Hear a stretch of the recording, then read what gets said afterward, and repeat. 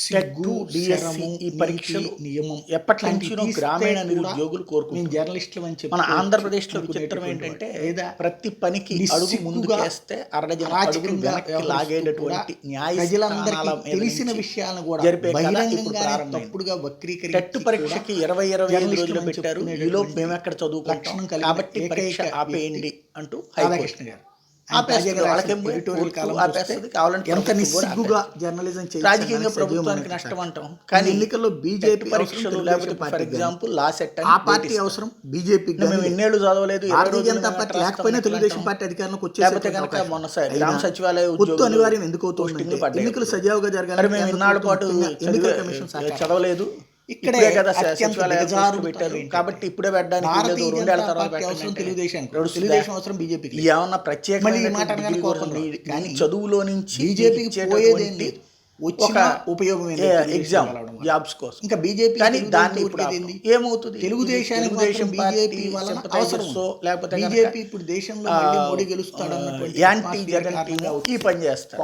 మొత్తం అయిపోతుంది. రేపు నెక్స్ట్ వచ్చిన వాజ్పేయి జగన్ రాని చంద్రబాబు మోడీ పాజిటివ్ ఇప్పుడు పరీక్ష పెట్టేస్తే పరీక్ష అయిపోయిన తర్వాత సెలెక్ట్ అయినటువంటి వాడికి మోడీ ఉద్యోగాలు ఇవ్వకపోతే రేపు మళ్ళీ మనం కోర్టుకు వెళ్ళడానికి పరీక్ష నిర్వహించకపోతే మళ్ళీ నెక్స్ట్ వచ్చిన ఎప్పుడు నిర్వహించాలి? అప్పుడు ఏమైపోతుంది? ఈ లోపు వీళ్ళ వయసులో అర్హత సరిపోతుంది. కర్ణాటకలో ప్రభుత్వం అప్పుడు పెంచాలి కదా. అప్పుడు ఏమైపోతుంది పరిస్థితి? అంటే ఎట్లా ఓడిపోయింది? రాష్ట్ర ప్రయోజనాలు లేకపోతే దేశ ప్రయోజనాలు ఇవన్నీ పక్కన చెప్పి భారతీయ జనతా ఒకళ్ళ ప్రయోజనాలు ఇంకొకళ్ళు నాశనం చేసుకుంటూ కూడా రాజకీయాలు సపోర్ట్ ఉందని వీళ్ళే దొంగ కథలు రాసుకొచ్చారు కదా. మరి అది ఎందుకని గెలవలేదు? అక్కడ ఉన్నటువంటి కేసీఆర్ ఇలాంటి నాటకాలతోనే కదా వక్రీకరించింది, ప్రజలతో పక్కదో పట్టించింది. లేకపోతే బీజేపీతో అధికారికంగా పొత్తు లేకపోయినా జగన్ రెడ్డి ఆ పార్టీతో ఎలా అంటగాగుతున్నారో చూస్తున్నాం. రెండు ప్రాంతీయ పార్టీలు బలంగా ఉన్నప్పటికీ కేంద్ర ప్రభుత్వ ప్రాపకం కోసం పాకులాడాల్సిన పరిస్థితి. అయినా ఉన్నట్టుండి ఎన్డీఏలో చేరవలసిందిగా తెలుగుదేశం పార్టీకి ఎందుకు ఆహ్వానం పలికారంటే ఈ ఎన్నికల్లో గరిష్ట సంఖ్యలో ఎంపీ సీట్లు గెలిచి రికార్డు సృష్టించాలన్న లక్ష్యాన్ని ప్రధాని మోడీ పెట్టుకున్నారట. గరిష్ట సంఖ్యలో అన్నటువంటి దానికి ఖచ్చితంగా నేనే చెప్పాను మొన్న, ఆ యాంగిల్లో ఆలోచించి ఉంటే మాత్రమే సాధ్యం అవుతుందని. అసలు పాయింట్ ఏంటి ఇక్కడ? ట్విస్ట్ ఏం చేశారు? తెలుగుదేశం పార్టీ బతిన్లాడితే పిలిస్తే భారతీయ జనతా పార్టీ తెలుగుదేశాన్ని పిలిచింది అనేటువంటి ఒక దొంగ నాటకమే ఇక్కడ చిరాకు పుట్టేది. భారతీయ జనతా పార్టీ ఇంకోటి అంటకాగింది వైఎస్ఆర్ కాంగ్రెస్ పార్టీ బీజేపీతో. మరి తెలుగుదేశం పార్టీ అంటకాగలేదా? తెలుగుదేశం పార్టీ ఎన్ని రోజుల నుంచి చివరికి 4 ఎంపీలను కూడా ఫ్రీగా ఇచ్చిందే. పైగా ఒక్కరోజన్నా 2019 తర్వాత 2019లో ఓడిపోయిన తర్వాత నుంచి ఒక్క రోజన్నా బీజేపీని ఒక్క మాట అందా? హోదా కోసం వచ్చేసాము, దానికోసం వచ్చేసాము, దీనికోసం వచ్చేసాము. అట్లా ప్రతి బిల్లుకి మద్దతు ఇచ్చిందిగా తెలుగుదేశం పార్టీ కూడా. ఇంకా అంటకాగలేదు. మరి ఓ పక్కన వైసీపీతో అంటకాగుతుందని చెప్తూ బీజేపీతో అంటకాగింది తెలుగుదేశం పార్టీ.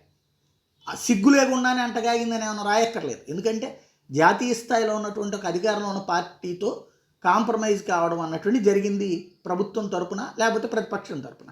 ఎందుకంటే ఇక్కడ వాళ్ళకి నష్టమేం లేదు కాబట్టి. ఆ విషయాన్ని వక్రీకరించి బీజేపీనే బతిన్లాడి చంద్రబాబుని పిలుస్తుంటే పోనీలే అని వెళ్తున్నారన్నటువంటి తరహాలో దిక్కుమాలినటువంటి వివరణ అన్నటువంటిది రాధాకృష్ణ గారికే చెల్లింది. లేకపోతే తెలుగునాట నెలకొన్న పరిస్థితుల వల్ల సర్వేలలో ప్రజలు స్వేచ్ఛగా అభిప్రాయాలు చెప్పలేని పరిస్థితి. ఈ కారణంగా ఎన్నికల షెడ్యూల్ ముందు చేయించుకున్న సర్వేలను నమ్ముకుని తెలంగాణలో కేసీఆర్ బోర్లా పడ్డారు. ఇప్పుడు ఏపీలో కూడా ఎన్నికల ఫలితాలు ఏకపక్షంగా ఉండబోతున్నాయి. అక్కడ ఏకపక్షంగా లేవే, ఎదురు బోదిరే నడిచింది. కేవలం 2% ఓట్ల తేడాతోనే వచ్చింది. అక్కడ ఏకపక్షంగా ఏం రాలేదు. అది కూడా భారతీయ జనతా పార్టీ ఒంటరిగా పోటీ చేయడం వల్ల సాధ్యమైంది.